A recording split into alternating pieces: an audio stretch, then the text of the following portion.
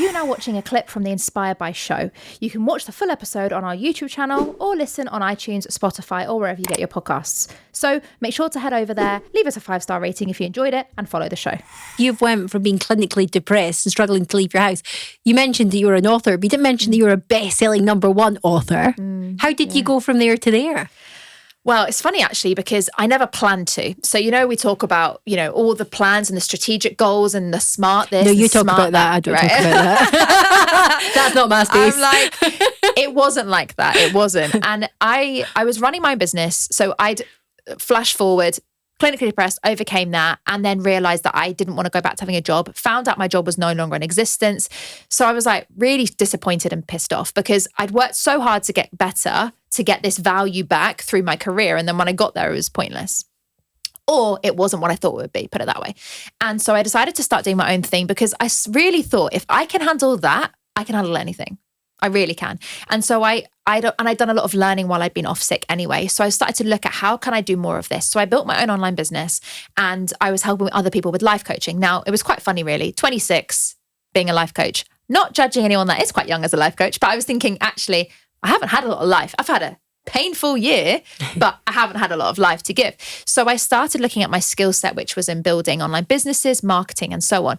Long story short, somebody said to me, one of my mentors said, Chloe, you need to write this in a book. Like you've got an incredible story. People need to read it. And the reason I wrote it was actually out of my journals. So I journaled so much from my depression to try and understand what thoughts were real and what weren't. They talk about cognitive behavioral therapy and challenging your thoughts. So I had all these journals and I looked through it and I thought, one day I'll put this in a book. And apparently, I still don't remember this, but when I threatened to throw all the self-help books at people when I was talking to my mum, apparently I said to her that one day I'm going to write this in a book and show people what it's really like. And I don't remember that because I was in such a dark place. And if anyone can relate to that, you do have blackout moments. That was one of them. So my mum called me on it when I said, I've got these journals, I've been told to write a book. She went, did you not remember telling me this thing? And so I thought, well, what if, again, all the voices, well, what if people don't really know how bad it was? Yeah, I talk about it on stage, but I don't go or bear it all. What if they don't buy from me? What if, and all these things that all the mentors have said to me, don't give the real stuff, give them this version, this Hollywood version that's perfected, ready for stage. And I just remember thinking, excuse me the French, but fuck it. Like, I'm just going to share really what happened. And for the first time ever, I shared where my depression started from. I had to give fake names because the book was so real and raw and would have affected a lot of people. And I wrote this book, but because I'm a marketer, I was like, for my ego, my passion, all my friends were saying, you can't put this in a book. Family members, what are you doing? You shouldn't be doing this.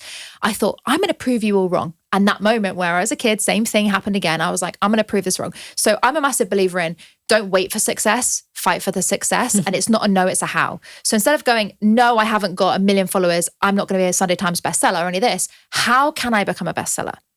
And it's just a matter of learning, asking the right questions like we do on the shows. So I researched all Amazon. I looked at what have all the bestsellers got in common. All these people have this many followers, but they're bestsellers. How has this happened? And I just analyzed it.